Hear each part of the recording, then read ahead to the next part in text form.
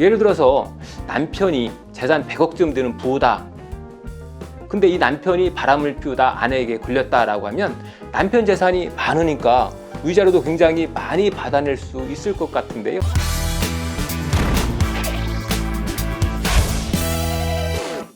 안녕하세요. 김신철 변호사입니다. 오랫동안 함께 살던 부부가 이혼을 하면 해결해야 할 문제가 한두 가지가 아니죠. 자녀는 누가 양육할지, 또 비양육친이 양육친에게 양육비로 얼마를 줄지, 또 함께 살던 집은 어떻게 처분할지, 그리고 함께 모아온 재산은 어떻게 나눌지, 또 상대방에게 위자료로 얼마를 줘야 될지, 이런 복잡한 문제들이 발생합니다. 그래서 가급적 이혼을 하지 않는 것이 좋은데요. 그래도 부득이 이혼을 하게 된다면 발생하는 문제들을 슬기롭게 해결하셔야 할 것 같습니다. 그래서 오늘은 이 중에 재산 분할과 위자료에 대해서 한번 알아보겠습니다. 먼저 위자료인데요. 위자료는 정신적 손해가 발생했을 때 상대방에게 청구할 수 있는 겁니다.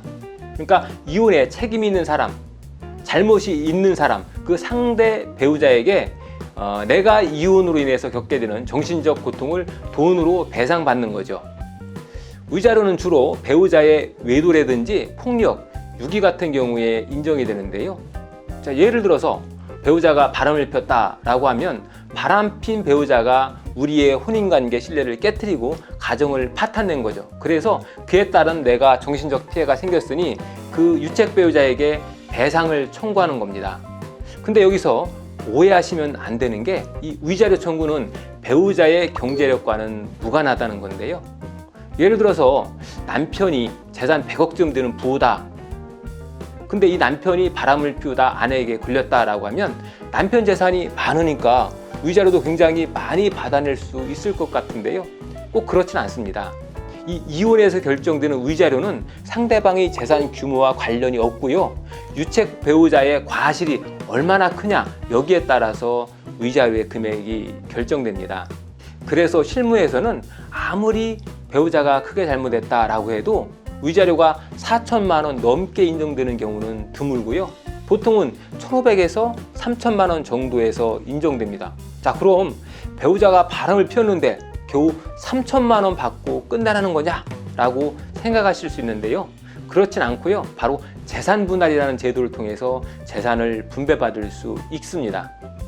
재산 분할은 부부가 혼인 기간 중에 서로 협력해서 형성한 재산을 누가 얼마만큼 기여했는지 따져서 그 기여도에 맞게 재산을 나누는 건데요. 남편이 100억 정도 되는 재산을 갖고 있다라고 하면 재산 분할을 통해서 상당한 재산을 부인은 분할받을 수 있는 거죠. 그런데 어떤 분은 잘못 있는 사람은 재산 분할을 청구하지 못하는 거 아니냐라고 말씀하시는데요. 꼭 그렇진 않습니다. 잘못한 사실이 있는 유책 배우자라도 재산 분할 청구권은 당연히 인정됩니다. 그래서 만약 아내가 바람을 피우다 걸려서 남편이 이혼 소송을 청구하는 경우라고 하더라도, 그래서 설령 아내가 잘못을 했을지언정 남편의 재산을 분할해달라는 청구는 할 수가 있다는 거죠. 왜냐하면 이 재산 분할이라고 하는 것은 부부의 잘잘못을 떠나서 부부가 혼인 중에 함께 형성한 재산을 공평하게 그 기여도에 따라서 나누는 것이기 때문이죠.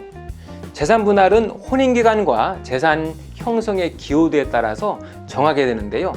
그러면 남편이 경제활동을 하고 아내는 전업주부인 경우에는 어떨까요? 아내는 재산을 형성하는 데 직접적으로 기여를 한 바가 없으니까 재산 분할을 받을 수 없다라고 생각하시는 분들도 있는데요. 그렇진 않고요. 전업주부라고 해도 혼인기간 중에 남편이 경제활동을 원활히 할 수 있도록 내조했겠죠. 그렇기 때문에 당연히 재산 형성에 기여를 했다고 보고 재산 분할을 하고 있습니다. 그리고 그 분할 비율도 과거에는 40% 정도가 인정됐는데요. 지금은 절반 정도까지 인정하고 있는 추세입니다. 그리고 결혼 전부터 갖고 있던 재산은 투교재산이라고 해서 재산 분할에서 제외된다고 알고 계시는데요. 일반적으로 혼인 전에 소유하고 있던 고유재산이라든지 또 혼인 후에 증여받은 재산, 유증이나 상속받은 재산, 이런 투기재산은 원칙적으로는 재산 분할이 아니라고, 재산 분할 대상이 아니라고 알려져 있죠.